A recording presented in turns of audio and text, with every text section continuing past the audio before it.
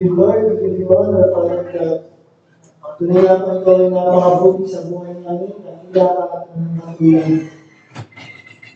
Panginoon, salamat po sa araw na ito. Salamat sa iyong kabutihan.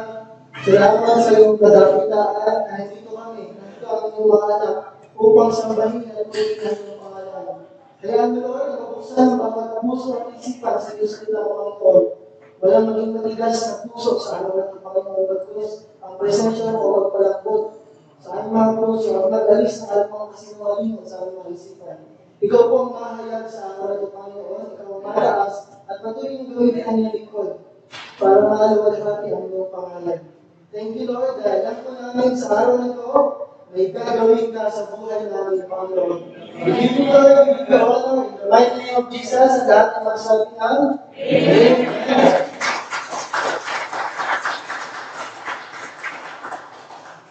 Amen. Amen. Hindi po isang pinagpalang umaga sa ating lahat. Tayo po ay mag-aaral na tayo ng salita ng Diyos. Tanungin mo yung katabi mo, handa ka na ba? Ready ka na ba? Bakit? Kasi ang salita ng Diyos ang pinakasarap ng pagkain ng tayo. Amen? Hindi pa man sa naman ang salita ng Diyos ang kailangan natin sa buhay natin. Oo nga.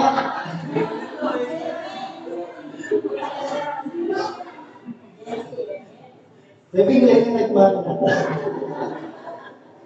Sinisiguan ba si Kevin sa bahay? Joke lang. So kanina, ito ang sumata na yan. Kasi pag nagpapalakpakan, malakpak din siya. Taas ka din siya. Kaya ang buhay ng bata nito ay isang lingkod ng Diyos. Amen? Kung nakasilang ng tayo, pangsiman talaga, pangsiman. Okay, so sa umaga pa na ito, pag-aaralan natin ang salita ng Diyos sa ating tema. Okay. Tapos na po tayo sa letter S, sa H. Tutungo tayo ngayon sa letter A. Okay? So ating mga pag-aaral na pinigay na salita ng Diyos. Okay? Kaya po tayo, binigyan ng tema na we need to speak Jesus. Bibig natin magmula ang pagdideklara ng pangalan ng Panginoong Yesus sa buhay natin. At kaya din naman tutungo, bigyan tayo na kung saan yung business ni Lord na pag-aaral ng mga kaluluwa ay upang dalhin tayo sa mas malalim na pag-aaral. At yun yung letter A. Mahalaga maunawaan natin na sa buhay natin, meron yung dapat ilalakaran natin. Ano ba yung letter A? That is advancing the kingdom of God. Amen? Sa isang kahalagan po, bakit natin ito mahalagang maunawaan? Dahil ang mga Pilipino, hindi tayo pamilyar sa sistema ng kahalagan. Tingnan ka? Bakit? Ang bansa natin ay isang demokratiko na bansa. Bumuhay tayo sa demokrasya. Bakit? Anong ibig sabihin? Sa demokrasya, ang kapangyarihan ay nasa tao. Ang tao ang nag-decide kung sino uupo. Pagdating sa kaharian, ang hari ang nasusunod. Walang pakialam.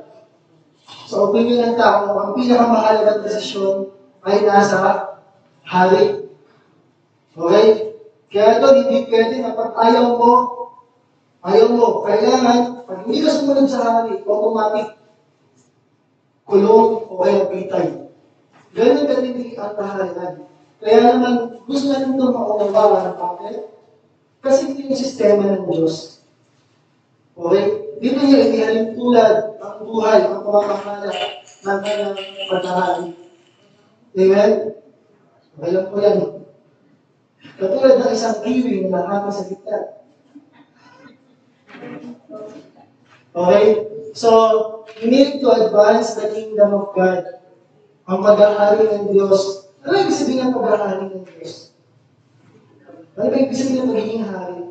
So, magkakaroon tayo ng pag-aaral patungkol dito sa buong buwan ng October. At sino na nagpatugtog na ng mga kanta ni Jose Corinthian? Ako binabala ko pa lang, pero hindi ko na tuloy. Pwede ka naman patutulog ngayon, hindi na okay, hindi na awkward, pakinggan pagka narinig mo ng mga testimony dyan. Amen? Bakit? Masarap ang buhay Kristiyano. Amen? Okay, advancing the kingdom of God. Bakit kailangan natin i-advance? Ano ba ibig sabihin ng advancing? Ano ibig sabihin ng advancing? I-expand mo. I-extend mo yung teritoryo. Amen? Kaya nga nung panahon nila, at bigyan lang sa panahon natin, meron tinatawag na pananakot ng mga lugar-lugar. Amen? Nagkakaroon ng gera para sa kupi ng isang lugar para makapkam niya yung lugar na yun. Bakit? Ang teritoryo ay nagdideklara ng kapangyarihan. Mas malaki ang teritoryo mo, mas makapangyarihan ang isang hari. Kaya pinapatunayan ng isang hari ang kanyang kapangyarihan, ini-establish yung lugar niya, and then eventually, ini-extend niya to. Bakit? Meron mga threat na dapat yung labanan. Okay? So sa buhay natin, ito yung panawagan sa atin ng Diyos. Merong paghahari ng Diyos na kailangan natin i-extend. Kailangan natin i-expand. Amen? Bakit? Noong una, kanina binigay ng Lord ang paghahari sa mundo. Sa tao. Nung nilihan ang tao, ang lahat ng nilalang, binigay niya ang pamamahala sa tao. Kaya lang, anong nangyayari? Nawala yung pamamahala ngayon. Bakit? Nagkasala si Adan at si Eva. Ibinigay yung kapangyarihan sa kaaway. Kaya mahalaga paunawaan natin, ano ba yung advancing na kingdom of God? Nagaganap ba ito sa buhay mo? Okay? So, pag-alalan natin, ano sabi dito? In Luke 13:18, sino po yung sasalita? Si Jesus. Anong sabi niya? Then Jesus asked, what is the kingdom of God like? What shall I compare it to? Sa Tagalog, ano ang katulad ng kaharian ng Diyos? Saan ko ito maihahambing? Pag binasa niyo yung Matthew, Mark, Luke, John, wala ibang buwang bibig ang Panginoong Jesus kundi patungkol sa kaharian ng Diyos. Wala siyang ibang buwang bibig, wala siyang ibang sinasabi kundi magturo ng patungkol sa kaharian ng Diyos. Alam niyo po ba paano yung unang preach ng Panginoong Jesus? Patungkol sa kaharian ng Diyos. Ano yung sinasabi niya? The kingdom of God is like this, the kingdom of heaven is like this. Puro ganun. At nung namatay siya at nabuhay na magmuli, ano rin siya tinuturo niya? Patungkol sa kaharian ng Diyos. Yun yung bukang bibig ng Panginoon. Malalaman mo bakit? Di ba sa prayer, ano sabi doon? Let your kingdom come. Hanggang sa prayer, nandun pa rin yung bukang bibig ng ating Panginoon Jesus. Bakit? Advancing the kingdom of God ay mission ni Jesus. It is God's mission. Amen? Bakit? Dahil nandun yung kaligtasan, nandun yung kagalakan, nandun yung kapayapaan. Pag nakilala mo kung sino nag-aaral sa buhay mo. Okay? So we need to advance, to expand the kingdom of God. Ito yung bukang bibig ng ating Panginoon Jesus. Ito yung mission niya. Ito yung lagi lumalabas sa bibig niya. Patungkol sa kaharian ng Diyos. Kaya nga mga Pilipino, kailangan natin masanay. Ano ba yung paghahari ng Panginoon? Kasi hindi tayo nasanay sa patungkol sa kaharian. Sanay tayo na kung anong gusto mong gawin, gagawin mo. Pero sa kaharian ng Diyos, kung ano yung gusto ng hari, yun ang masusunod. At para saan? Anong patungkol pa ang kaharian ng Diyos? Yung pag-aaralan natin at paglalagay natin habang tinutulungan natin yung patungkol sa advancing the kingdom of God. Okay? So, pag-aaralan ko natin sa umaga na ito ay patungkol sa the two kingdoms. Ang dalawang kaharian. Nasaan ba ito? Nasa Israel ba ito? Nasa Mercado ba isa? Ito ay tumutulong sa invisible kingdom. Mga kaharian na hindi natin nakikita. Pero, gumagana sa ating mga buhay. Gumagana sa buhay ng bawat isa. Kaya, ano yung dalawang kaharian na ito? Una, Ito yung tinatawag natin, the kingdom of God. O kaya sa ibang katawan, the kingdom of light. Ang kaharian ng Diyos. Ang kaharian ng liwanag. At ito ay pinamumunuan ni Jesus, siyempre. Ang ating Panginoong Jesus ang naghahari at namumuno dito sa kaharian ng Diyos. Okay? Ito yung unang kaharian. Okay? At kalawang kaharian, siyempre, kung merong kingdom of light, kung merong kingdom of God, ano yung pangalawa? The kingdom of Satan, or the kingdom of darkness. So, dalawang kaharian na naghahari o nagbibigay sa atin ng influensya sa buhay natin. At syempre, sino namumuno dito? Si Satan. Okay? Hindi yung katabi mo. Hindi yung kapitbahay mo. May sama na sabi sa madalas ka ka. Hindi. Ito yung pinakapudulo ng lahat ng kasamaan. Si Satanas. Alam niyo ba ibig sabihin ng pangalan ng Satan? Noong ang pangalan niya ay Lucifer. Pero nung siya ay lumaban sa Panginoon, ginagawa niya ng pangalan. Ang ibig sabihin ng Satan ay adversary. Ibig sabihin kalaban. Lumaban sa Panginoon. Okay? At yung mga kasama niyang anghel, yung mga fallen angels, ang tawag sa kanila, mga demons. Okay, yun yung mga alam niya, kasama sa pag-aaklas. So, pag-aaralan natin, ano sinasabi ng dalawang kaharian, ano yung mahalaga nating maunawaan tungkol dito. Okay, ano sabi ng Panginoong Jesus? In John 18:36, NIV, my kingdom is not of this world. If it were, my servants would fight to prevent my arrest by the Jewish leaders. But now, my kingdom is from another place. Tagalog, ano sabi ko? Sumagot si Jesus, ang kaharian ko ay hindi mula sa liputan ito. Bakit? Inuusap kasi siya dyan. Nakaharap siya kay Pilato. Bakit? Kasi nagkakaroon na sila ng takot. Kasi si Jesus, marami ng followers. Ang akala nila, si Jesus ay gagawa ng panibagong pamumuno. Lalabanan niya ang imperyo ng Romano, the Roman Empire. Kaya kinakabahan sila kasi marami na sumusunod kay Jesus. Marami na siyang tagasunod. Pwede na silang magka-flash. Kaya ngayon, hinuli na ng Panginoon Jesus at iniimbestigahan. Sabi niya, hindi ako naparito. Sabi nga yan, kung ang kaharian ko ay mula sa liputan ito, ang aking mga tauhan ay makikipaglaban sana upang ako yung huwag maibigay sa mga Hudyo. Ngunit, ang aking kaharian ay hindi mula rito. Okay? Alam pinapakita ng Panginoong Jesus. Hindi siya naparito para magtayo ng panibagong mahalaga physical. Naparito siya bilang tagapagligtas para ipahayag ang espiritual na pag-aaring ng Panginoon. Amen? Saan ito nakalagay? Dito. Sa puso ng mga mananampalataya. Dito, nalalaman ang pag-aaring ng Panginoon o ni Satanas. At ang role natin ay i-expand ang pag-aaring natin. Paano paraan? By being an example. Maging example ka kung paano nag-aaral ang isang Diyos sa isang anak niya. Okay? Maging example ka kung paano mabuhay ang isang anak ng Diyos. Di ba? Pag nakita ka sa labas, makikilala ka ng anak ng Diyos o hindi?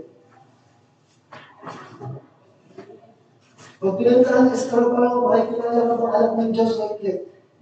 We expand by the example we live, by how we live kung paano mabuhay. Pero kung nasa malayo pa lang, dinig na dinig yung pagmumura mo. Malutong na malutong. Buti na lang wala dito ang gano'n, amen? Nasa labas. Walang gano'n. Bakit? We advance the kingdom by how we live. Nagiging example tayo sa mundo na ganito isang anak ng Diyos. At syempre, pag nagpapahagi tayo ng mabuting balita ng Diyos, kaya be careful on how we live because the world is watching you. Pinapanood ka ng mga tao sa Diyos. Amen? Kaya ang kaharian ng Diyos ay nakalagay sa puso ng bawat mananampalataya. Ngayon, kung wala pang Jesus sa puso ng mga taong kilala mo, iba ang naghahari doon. Amen?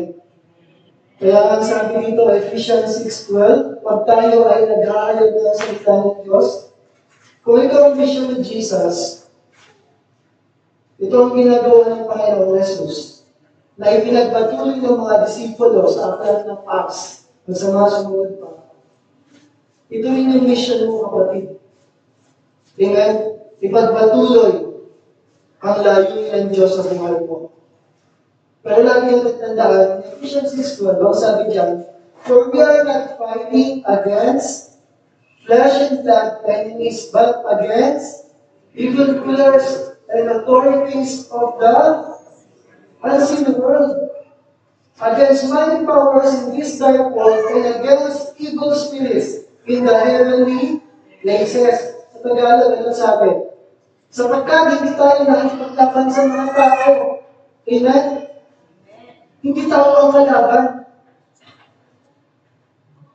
So, hindi may umaaway sa kanya. Di ba natalagay ko, sino yung may inaaway ka? O sino yung umaaway sa kanya? Kasi hindi lahat makakasundo natin. Yung kapitbahay ko lang dati, ilang beses na nagagalit sa amin. Kasi lang sa pangalawa. Naging maayos din. Amen? Tandaan natin, hindi tao ang kalaban natin. Amen? Nagkagalit kayong mag-asawa, hindi yung asawa mo ang kalaban mo. May problema ka sa anak mo, hindi anak ang kalaban mo. Ano sabi dyan? Hindi tayo nakikipaglaban sa mga tao. Saan daw?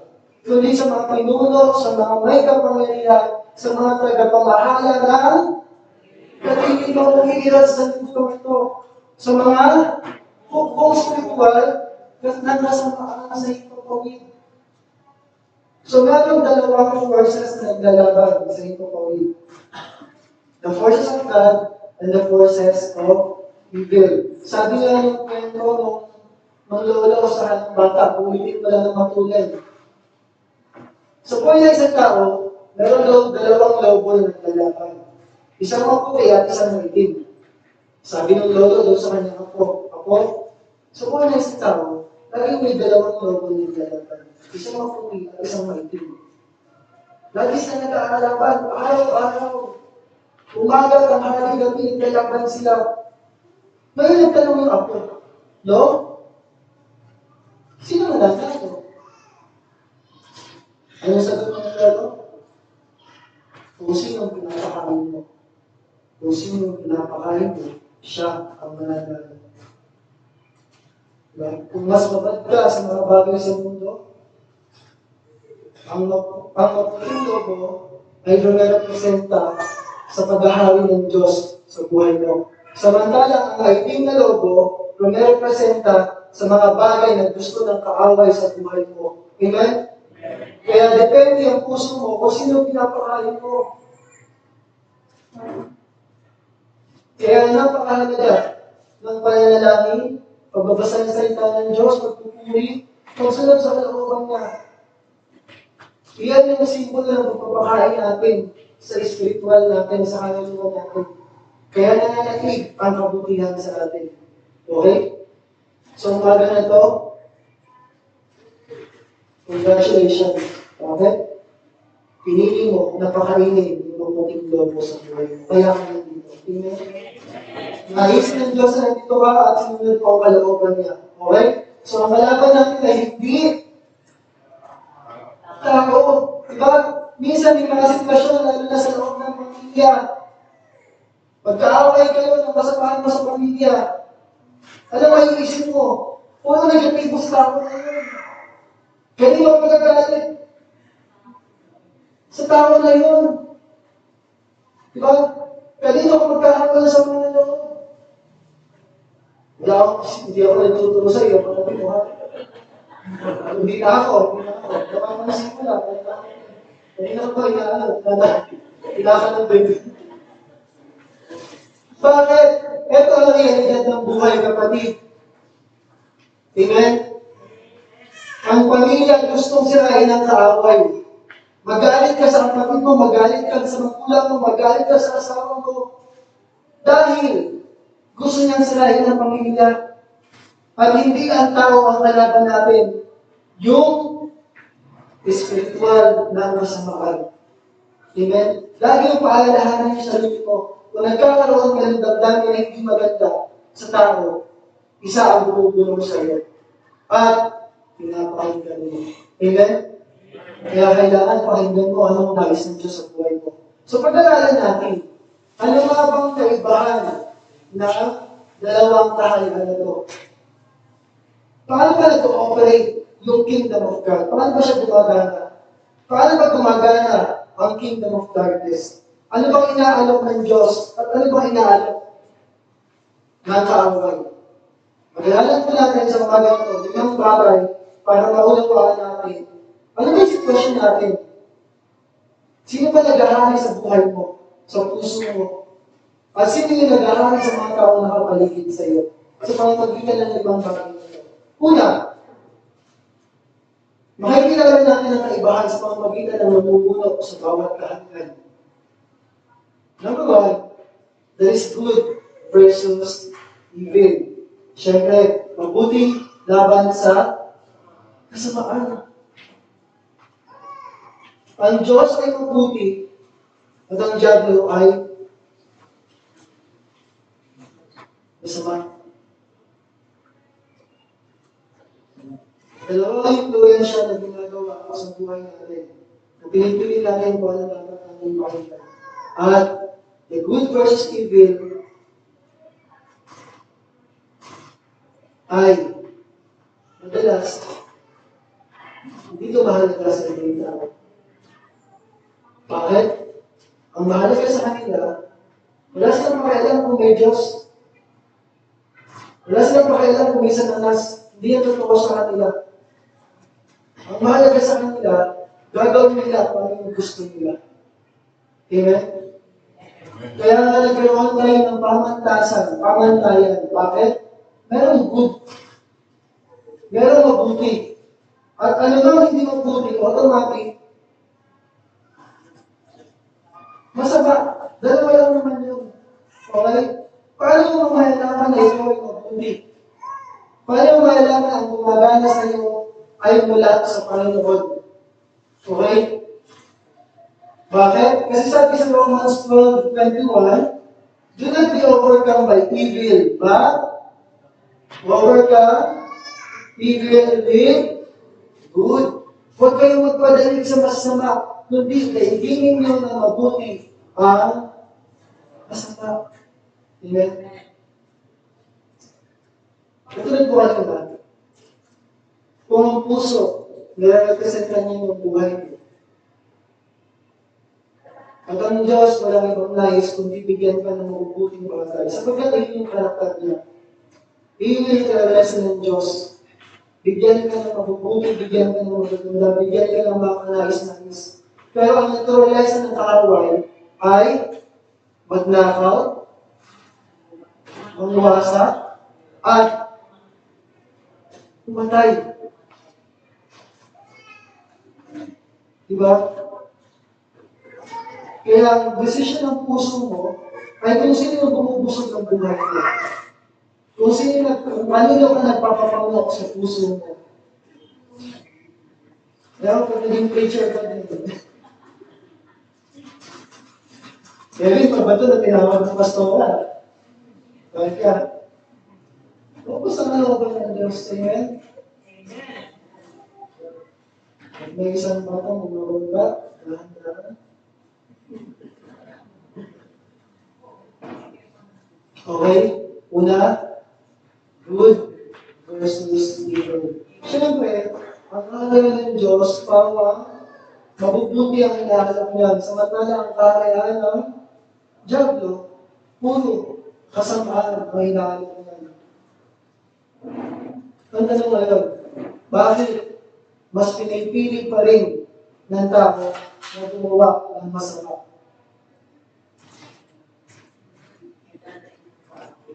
Number 2, tutungo tayo sa number 2. Sa mundo na puno ng kasinungalingan, nandiyan pa rin ang katotohanan ng Diyos. Amen? Bakit? Sa gobyerno pa lang, sino may panonood ng mga hearing. Diba, naalala ko ulit yung sinabi ko last time, alam mo, tumatanda ka na kapag iba na yung pinapanood mo. Pag mga balita na, dati puro cartoons, puro anime, yun na, pinapanood ko. Tapos bigla-bigla, ayan, concern ka na. Sino ba yung mga tatakbo sa senador? Sino ba yung mga tatakbo sa, sino ba yung kakalabayan ni Vico Soto? Diba? Sino ba yung mga ina-imbestigahan ngayon sa Senado, sa Kongreso? Lagi yung tandaan, hindi lahat nakikita mo ay totoo. Hindi lahat na napapahinggan mo ay tama. Hindi lahat na alam mo ay tama. Lalo na sa gobyerno natin, na maraming kasinungalingan. Kaya pag nanonood ako, Lord, sino ba nagsasabi ng totoo ng Diyos? Kaya lang ako, pag wala akong paramdaman ngayon, Lord, hindi ako nagsasabi ng muhusga. Diba sa Alice Go, ang ganda lang niya, ang ganda yung gusto ko lang kong maglingkod.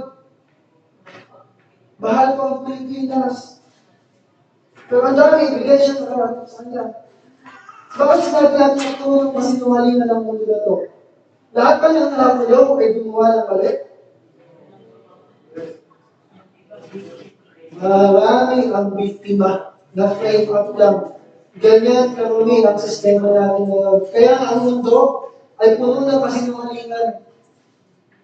Pero, mapalad ang anak ng Diyos. Bakit?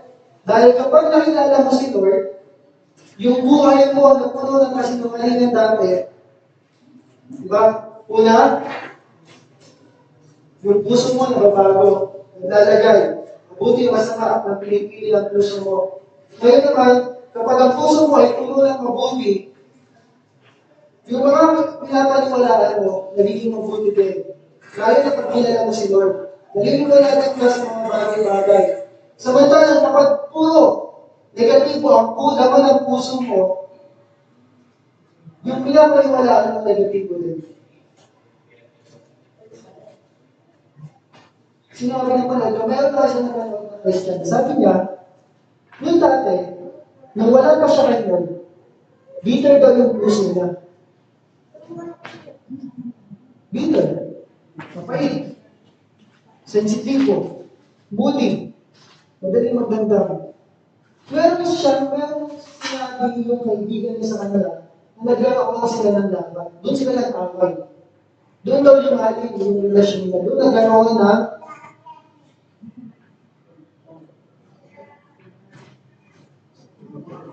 dahil sa sinabi ng kaibigan niya. Pero ngayon, sabi niya, yung binabalikan niya yung sinabi ng kaibigan niya, doon niya na-realize, mababaw lang pala. Alam mo, sasabihin ng tao sa'yo, nagkakaroon ng kahulugan kung anong laman ng puso mo. Diba? Kapag may galit ka sa isang tao, ano bang sabihin ng tao na yun? Positibo, negatibo. Negatibo na lang ba sa'yo? Pero ang puso mo ay puno-puno ng salita ng Diyos, magpupuri. Kahit ano bang sabihin nila, alam mo yung totoo.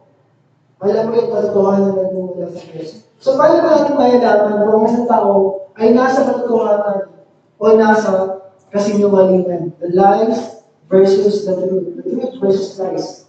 Ang bagay ng Diyos ay pawang katotohanan, ang bagay ng kaaway ay puro kasinungalingan. Kaya sabi sa 1 John 4:6, paano ba malalaman? We are from God. Whoever knows God listens to us. Whoever is not from God does not listen to us. By this we know the spirit of truth and the spirit of Pero sa buhay ng isang tao, mayroong isang espiritu na gumagana dyan. Espiritu ng katotohanan at espiritu ng error. Kung sabi sa Tagalog, sa ganito lang natin, sa dulo part, sa ganito lang natin nakikilala ang espiritu ng katotohanan at ang espiritu ng kasinungalingan. So mayroon kasi espiritu na gumagalaw sa buhay ng isang tao kung bakit yun yung pinapaniwalaan na sino dito dumating sa punto na ang hirap mo ayayin sa church. Ako lang ba? May sino yung dumating sa punto na ayaw mo lang mag-church. Praise the Lord, praise the Lord. Bakit ako mag-church na hindi na magtrabaho? Iyan ay resulta ng espiritu na sa'yo. Paano ba natin mayalaman kung ang isang tao ay nasa katotohanan? Anong sabi dyan? Ang sino mang kumikilala sa Diyos ay nakikinig sa atin. Amen? Kinikilala ang Diyos at nakikinig. Ang isang tao nasa katotohanan kapag kinikilala ng Diyos ang buhay. Nagpapasakot. At nakikinig. Ano to? Yung pupasok dito, lalabas mo ba dito? Ang tunay na nakikinig. Ito sa akin ito inuusahan ng Panginoon, hindi ka rin napakawalan. Ang tunay na nakikinig. Inuunawa, tinatanong sa puso, lumalabas sa gawa. Ang tunay na nakikinig. Diba? Kasi dito may mga anak na inutusan mo, nakikinig naman, pero ibang ginagawa. Dalawang kamay na. Diba? O wala yung asawa, dito yung sinabihan mo na, tapos iba pa lang yung ginawa. Nakikinig, napakain ka naman. Kung kapasya natin, napakain ka naman. Pero ano ang kulay na nakikinig? Inuuna ka, nalabas sa puso, nalabas sa doon. May pagsunod. Tingnan. Paano tayo nananakawa ng job? Yung ganyan yung salita ng Diyos, paano tayo nananakawa ng job? Sabi ang salita ng Diyos, dahil hindi naunawaan ang salita ng Diyos, binakawan siya ng kahawin. Kaya mahalaga ang pangunawa. Kaya ngayong araw na to, check mo yung sarili mo. Hindi lang mahalaga na nandito ka. Hindi lang mahalaga na nakikinig ka. Ang mahalaga, tunay ka bang nakikinig. Kinikilala mo na si Lord, kaya ka nandito. Kailangan kita, Lord, nagpapasa ko ako sa iyo. Pero ang tanong, tunay ka bang nakikinig? Inuunawa, ilalagay sa puso. Ibig sabihin, magpabago ka. Kapag minarinig ka na mahalin mo ang kaaway mo, kahit ayaw ng puso mo, gagawin mo. Bakit? Kasi ito yung pagpapago sa puso. Nalalabas sa gawa. Kaya marami nagsasabi, Panginoon, Panginoon. Pero, hindi makakapasok sa kaharian ng langit. Okay?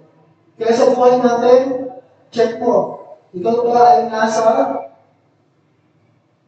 katotohanan o nasa kasinungalingan? Paano malalaman kung nasa kasinungalingan? Hindi nakikinig sa atin yung tao na nasa kasinungalingan. Kasi hindi ito, kahit anong payo mo sa kaibigan mo, ito gawin mo. Tapos hindi pa rin sumusunod, alam mo na kung anong experience mo siya. Pero hindi ibig sabihin, kailangan matigilan. Kailangan mo lang patuloy na iba na lang kayo. Okay? So, kaninong kaharian ang gusto mo? Katotohanan o kasinungalingan mo? Honestly, sa buhay natin, marami na kayong pinaniwalaan na kasinungalingan. Na unti-unti, inaayos ng Diyos sa atin. Amen? Kung dati okay ka lang na nakikinig na salita ng Diyos, hindi pala okay yun. Kung dati okay lang na hindi ka nagtatayos, hindi pala okay yun. Kung dati okay lang na lumiliban sa kawain, hindi pala okay yun. Kailangan ka na mapago. Ano yung simbolo ng tao nakikinig? nakikita niya yung katotohanan ng buhay na. Amen? Maraming pinapakita ang katotohanan ng Diyos sa isang makikinig sa Kanya. Amen? Pero kung lagi ka lang dito, malamang hindi pa nagaganap yung pinapakita sa iyo ng Diyos. Amen? Mababago ang pananaw sa buhay ng tao nasa kaharian ng Diyos. Kaya nga pahalaga malaman natin, sino nag-aaral sa buhay mo? Bumubuhay ka ba sa katotohanan? O pinipilit mo yung gusto mo? Pag pinipilit mo yung gusto mo, alam mo na. Kasi, basta may kasi ka. Pag sinabi ng Lord, yes Lord. Wala naman. Yes Lord, yes Lord. Number 3. Sa mundo na to, puro kasi ng kalingan, puro, hindi ko alam kung totoo. Isa pang ginagawa, ng espiritu ng kaaway sa ating mga buhay. Number 3, mamimili ka lang muna sa dalawa. Peace versus chaos. Kapayapaan, laban sa halimunan. Dahil na may mababa sa picture. Siyempre, divide ko lang, no? Okay, alin na natin pa sa paligid?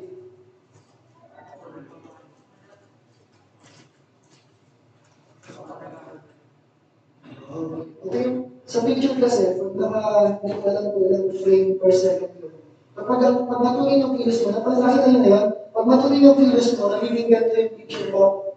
Okay, kaya ngayon, pag pinicturean, kailangan steady lang. Okay, yan. Ano, pinicturean si Akin Pioli.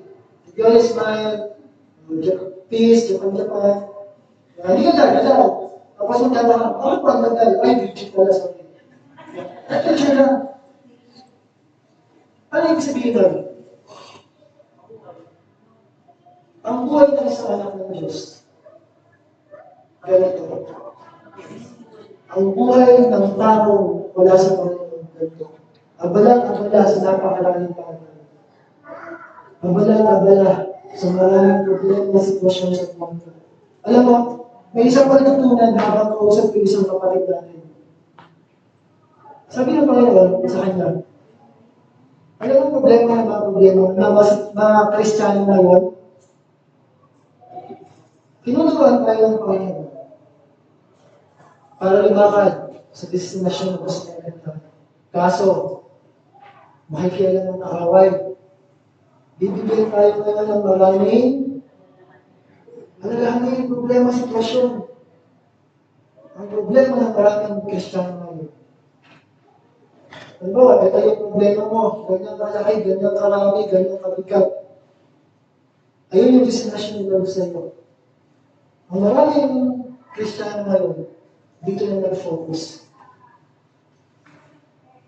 Dito na sa problema. Diba? Ang nais ng Diyos, kumusad tayo. Pero kapag dito ka nag-focus, at ayaw mong bitawan ito, nakita ko nito sa YouTube, pero matirahin natin. Kapag ang isang, hindi lahat ng gumagalaw, produktibo. Ulitin ko, hindi lahat ng gumagalaw, produktibo. Ibig sabihin, hindi lahat ng nagsisimba, lumalago. Kapag ang isang bagay ay hinahawakan mo na hindi nais pahawakan sa iyo, ganito ang nangyayari sa buhay mo.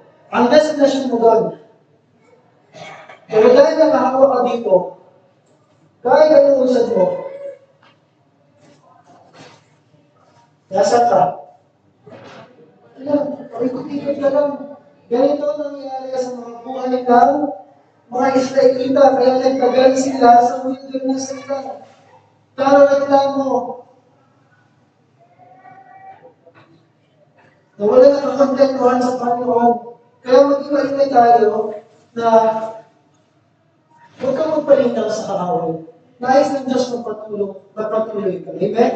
Huwag kang mag-focus dito. Kasi kung dito ka nag-focus, ano yung sakit mo? Kung dito ka nag-focus, wala namang nangyari sa iyo. Advancing the kingdom of God is about mission, kapatid. May gagawin ka na. Diba? Sinimula ng Diyos, sinimula ng Panginoon, itinuloy ng mga disipulo, sino magtutuloy nun? Dahil wala na sila. Si Pastor Marco. Si pastoral po. Ngayon gagawin mo. Nag-share lang po. Magaling po ang pag-share. Hindi kapatid. You have a mission. Amen? So, ang kahalaga ng Diyos, pupurihin ka ng kapayapaan. Kahit may problema ka, you can still move forward. May sakit ka, tuloy pa rin, laban lang. May nakikita ka ng mga sitwasyon. Diba pag narinig ko yung prayer ng mga, yung testimony ng mga kapapagyan, yung prayer, nakikita ko po yung gano'n. Pero magpapatuloy ka pa rin. Pero kung huminto ka, iba na yung focus mo. Katulad ng mga tao na ito, iba na yung focus nila. Mga kaabalahan sa buhay. Mga kaabalahan na binibigay ng mundo. Paano mo malalaman kung may kapalapaan tao o may kaguluhan sa buhay mo? Kung nasa karyan ka ng Diyos o nasa karyan ng kawal. Kaya pala mayroon parang hinahanap. Nagtuturo nga pala siya ngayon. Advancing the kingdom of God. Abangan niyo yung mga batang lalabas ngayon, hindi natin mamagiging resulta at tuturuan ng mabuti, ng napakagaling na lingkod ng Diyos. Kaya, yung kabataan ngayon, hinahakot na sa labas. Hindi tayo. Kaya tayo sa mga kumagaan. Okay. Pag mga alauna na hindi pa nabalabas kung bahan nila. Okay? Okay? Kaya sabi ng John 4:27, gawin mo, ano yung naalala ko Panginoon sa atin? Sabi niya, please, I give you my face. I give you. I do not give to you as the world gives. Malaki ng kaibahan. Do not let your hearts be troubled and do not be afraid. Tagalog, ano sabi? Kapayapaan hindi pa ko sa inyo. Alam ng Diyos, magkakaroon tayo ng maraming sitwasyon sa buhay. Pero sabi niya, kapayapaan na iiwan ko sa inyo, ang aking ay ibinibigay ko sa inyo. Hindi gaya ng ibinibigay ng sanlibutan na ibinibigay ko sa inyo. Kaya kung hindi mo kinukuha yung kapayapaan na nagmumula sa Panginoon, ang kinukuha mo yung binibigay ng sanlibutan. Ano yung binibigay ng sanlibutan? Mapagapag ka, matakot ka, mag-alala ka, huminto mas paglingkod, huwag ka lang umatay, huwag ka lang magpatuloy, lumayo ka sa Panginoon. Pero kung meron kang kapayapaan nagmumula sa Diyos, ito yung hinahanap ng marami. Kaya nga iba nag-yoga. Gulo-gulo sa buhay yun eh. Hindi nila alam na yung pag-yoga ay pag-entertain ng masamang kaaway, ng masamang espiritu sa buhay nila. Bakit ang yoga hindi sa Diyos? Diba? Kasi dito yung sa Pampanga mo yan yung pag galit na galit ka, pwede lang bumili ng mga bagay tapos i-itcha mo lang para magalit ka siyang galit. Pampanga yun. Napuntahan niyo? Pwede lang bumili ng plato. I-itcha mo, mabili mo. Tayo lang. Ito lang. Basta doon, basta nandun lang yun. Di ba nung buhat pa rin yun kaya? Di ba? Mas mura yung plato, pero pag gusto mo nung TV, may TV sila, nakita ko nasa, di ba? Mas mahal yun, pwede mo kalipa. Ganun katindi yung problema mo, ganun katindi yung galit mo. Di ba? Kapag mo sila, mayamilis mo yung galit mo. Bakit saan mo nakita? Sa bahay. Pagkalumilipan na yung mga kalde, pagkalumilipan na yung mga pinggan. Kasi wala mag-doon mo bahay eh. Doon yung nilalabas yung galit niya. Pero, ang tanong, nawawala ba yung galit nila? Saglit. Okay? Pero, ang tutunay, kapag ikaw ay nakikinig sa Panginoon, ito yung resulta. Mayroon kang kapayapaan sa puso mo. Ito ang pinayambagin ng tao. Dahil ng Diyos lamang ang makakagawa niya sa buhay mo. Lahat ng mga sitwasyon mo kaya ka. At hindi ka mapagapag. Wala kang kapagapagan. Sabi mo ka. Wala na na. Wala ka, kapag-apalan. Basta nabibagapag, okay na yan. Tama. Siyempre, ang problema, natakutin ka ng Diablo kapag ang baging ganyan, matulapang ganyan, dahil sa kapayapaan na kumikilo sa puso mo, hindi yan nalalay sa buhay mo. Amen? Kaya, yung iba, yun po yung problema. Kaya, pag nakikita ko yung mga post sa FB, nalilong ko tanong kasi hindi nila alam kung sino na si Lord ang hinahanap sa buhay nila. Ang daming reklamo, ang daming problema sinasabi. Wala naman ako ibang nais kung ipabigyan ng magandang buhay yung pamilya ko. Bakit ganyan yung nangyayari? Ilahin mo si Lord. Kasi kaya ko ako yung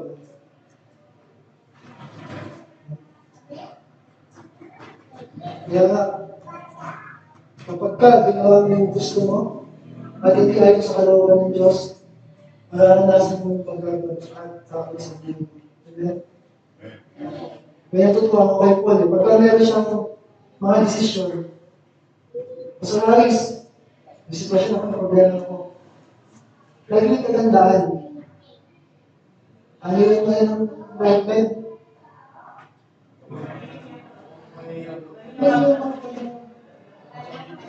Dati hiya ako eh. Kaya kung masalamat ako, meron tayong masananayin dyan, lagi ako nagtatanong. Pwede ko yung magtanong kapatid. Kung nakugulang ka sa isang bagay, magtanong ka, humingi ka ng tulong, kung ginahakaya ka humingi ng tulong. Amen? Bakit? Nabubuhay tayo para sa isa't isa. Dito kanya-kanya. At huwag din naman baka lahat eh, kasama mo. Marami tayong leaders dito. Pwede kayo lumapit at magtanong. Try mo ba? Kay Sister Tess, doon ka magsabi, galaan mo yun. Pag nagkasuhan mo nun.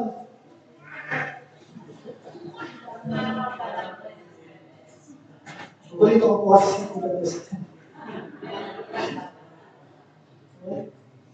Tandaan nyo, namimili tayo natin. Pagpupunta tayo dito. So may resulta, kapayapaan at pagduluhan. Ano nangyayari sa puso mo?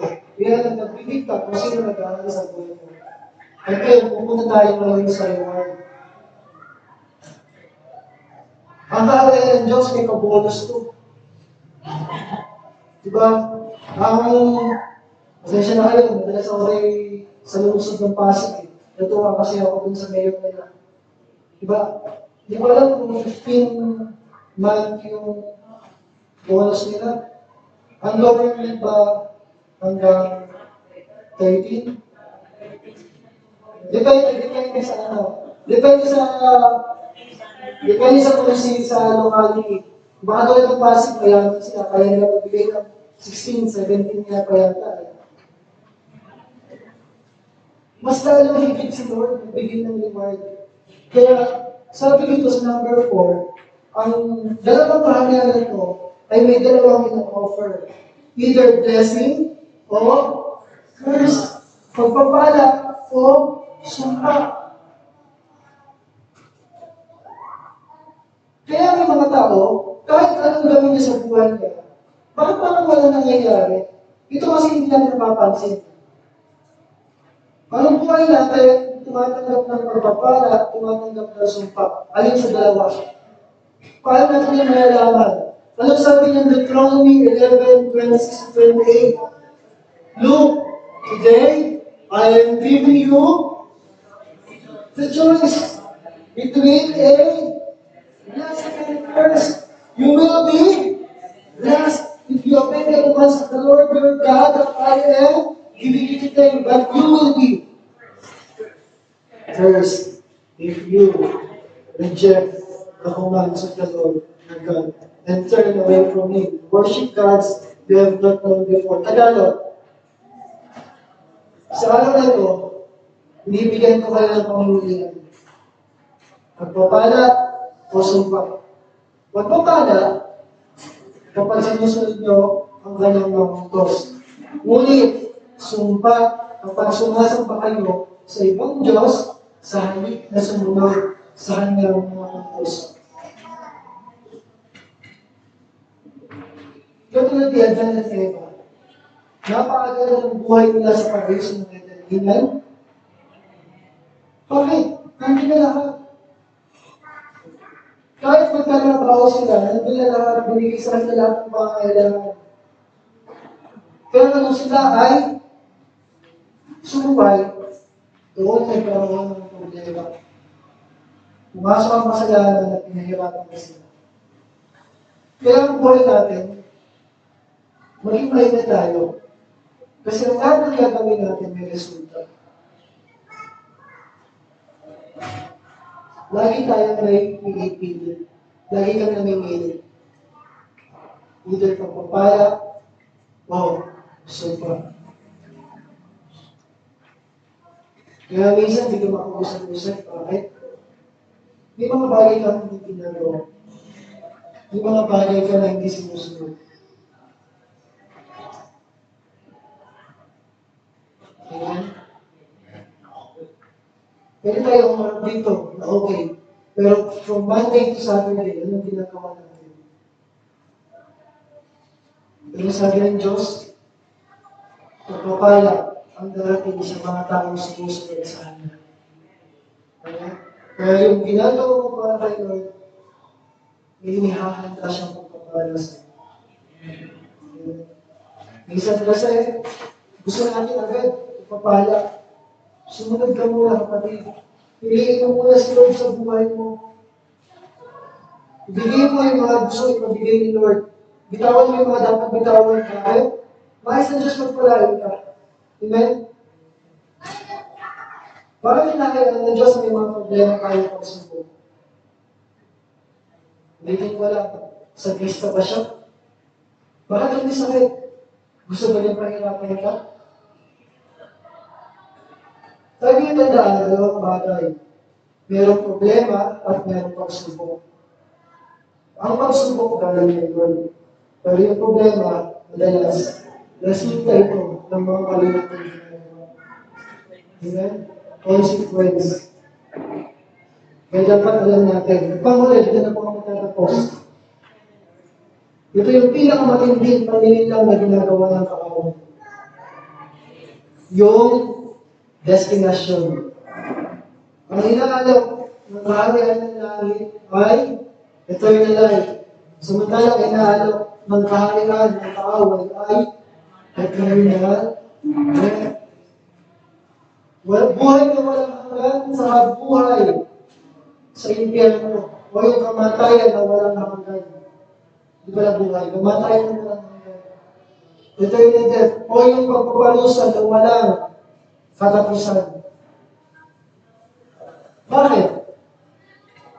Maraming tao sa mundo ngayon ang hindi naniniwala sa langit at impyerno. Maaaring familiar kayo dito, pero yung mga tao na walang langit, walang impyerno sa kanila. Amen? Kaya wala silang pakikahit ng gawin nila. Kasi numalina nila ng kaaway. Dinulag sila ng Diyos na sa libutan ko para hindi na makita yung liwanag ng kaligtasan. At marami naman yung iba, alam mo yung langit at yung impyerno at langit, pero hindi binibigyang halaga to. Walang pagpapahalaga dito, walang tingin sa buhay nila. Amen? Kaya sa buhay natin, dapat alam natin saan ka patungo pagkatapos nito.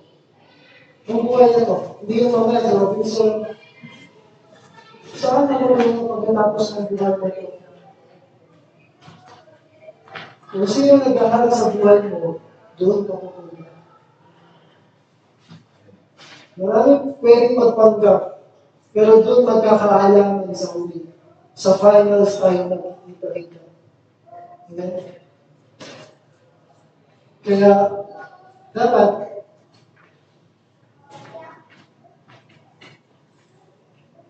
magkaroon ng bigay sa inyo.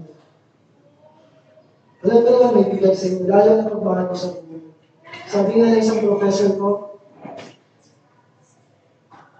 Ang kaharian ng Diyos, kinakalaban ng kaharian ng Diablo.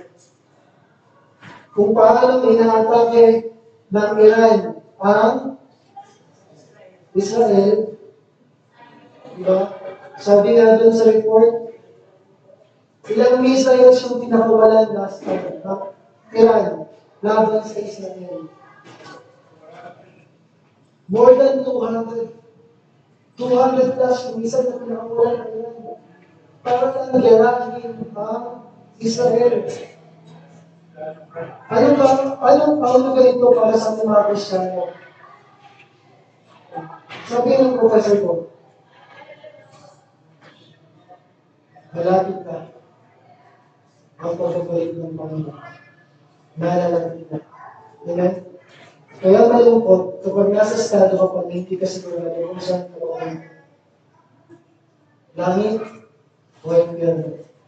Buhay na walang hanggan o mamatay na walang hanggan.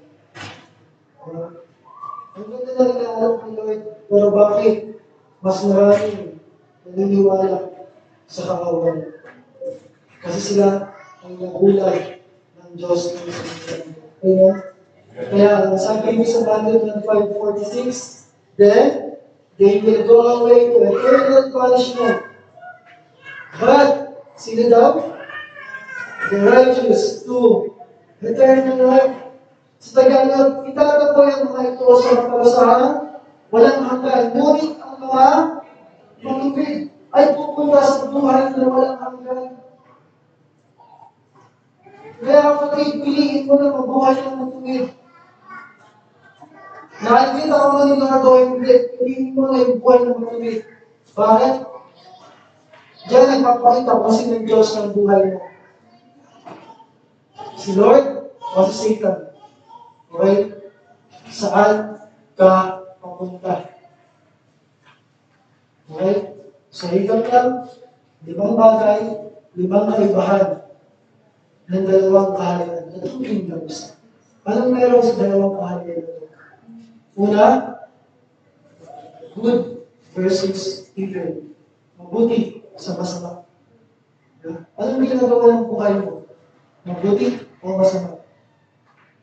Tandaan natin hindi po agad gumawa ka ng nagbigay ka ng pagkain, mabuti na yun. Tandaan natin, ang mabuti ay ayaw sa pamantayan ng Diyos. Kung anong sinasabi ng salita ng Diyos. Amen? Kung anong pinapagawa sa ng Diyos. Sabi nga, goodness is godliness as well. Amen? Dahil ang pagiging mabuti, gumagawa ka ng dalisay, gumagawa ng mga ng bagay, sumusunod sa kalooban ng Diyos. Amen? So, good versus evil. Ikalawa, truth versus lies. Katotohanan laban sa kasinungalingan. Pangatlo, peace versus chaos. Ano naman ang puso mo, kapatid? Ano nangyayari sa buhay mo? It is to assess ourselves. Ano ang estado natin ngayon? Bakit? We are on a mission. Amen? May pinapagawa sa atin ng Diyos. Pagtayos ng Diyos, magkaroon ka ng reward, blessing, at His first. Araw-araw namimili ka. Kapag hindi ka nanalangin, ibang nilalagay mo sa puso mo. Kapag hindi ka nagpuri, ibang nilalagay mo sa puso mo. Kapag hindi ka nagsasalita ng Diyos, ibang nilalagay mo sa puso mo. Nagpamulit, eternal life versus eternal death. Buhay na walang hanggan o namatayan walang hanggan. Anong pipiliin natin? Sabi nga ng kanta kanina, God is all the time. Masunod? Bakit mo maranasan na yan? You would a song of praise. Diba ka yung problema ka? You put a song of praise in your heart. Hindi this heart of mine. God is good all the time. And through the darkest night, His light will shine. Amen. Kaya sa kanya ng Diyos may kagaya ka. Pero, ang katotohanan ko, ang destination talaga natin, ang meron talaga tayo, ano ito, evil, lies, chaos, curse, eternal death. Yan ang meron tayo dahil sa kasalanan. Puro negatibo. Pero, ano sabi ng salita ng Diyos? In Colossians 1:13, paano mo nalipat sa kanila? For He has rescued us from the dominion of darkness and brought us into the kingdom of the Son He loves. Amen? Kaya magpasalamat tayo sa Panginoon. Bakit? Iniligtas tayo. Amen? Mula sa kapangyarihan ng kadiliman at inilipat tayo sa kaharian ng pinapakal ng anak. Kaya ang buhay ng tao, nabubuhay sa kaharian. Either kaharian ng Diyos o kaharian ng tao. Kaya kailangan advance natin ang kaharian ng Diyos para yung mga nahihirapan, nagkaroon din sa puso nila ng kabutihan ng Diyos. Amen? So, iniligtas na tayo. Diba? Halimbawa, si Kevin, loobin ng Diyos, dadalhin na sa New Zealand kasama ang kanyang pamilya. Sa kanya hindi posible. Pero kung laloobin ng Diyos, walang posible sa kanya. Diba? Ang New Zealand, ang isa sa pinakamasarap na isang puntahan at ilahan. Kasi maraming baka. Hindi lang kasi. Maraming ganas, maraming baka. Hindi. Maganda yung masaya. Alam mo ito doon. Diba? Mula Pilipinas, kapag sila yung nakakagawin ng Diyos, ilalagay ko sa isang mas magandang lugar. Mula sa kadiliman, lilipat kayo ng Diyos sa kaliwanag kayo. Pero ang malungkot, minsan, kinuha ka ng Diyos sa kaliwanagan, tinala ka na ng doon, bumabalik ka pa sa kaya maingat tayo kapatid. Amen? So, ang tanong kong mahiwan na sa inyo sa umaga nito, ano ang gagawin mo sa kaharian ng Diyos? Amen? Ano ang gagawin mo? Maraming inaalok sa iyo, pero ano ang gagawin mo? We are going to spread the good news of Jesus. Amen? Magdala tayo sa kaharian ng Diyos ng mga dahil nandun ang lahat ng magandang bagay. Amen? So every day, pipili tayo, ano ang pinipili natin? Natutunan ko ba sa mga ng Diyos?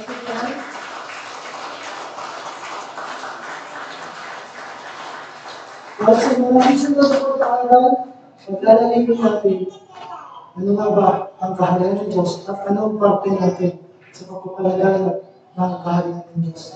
Ngayon po ay tutungo na sa Panginoon.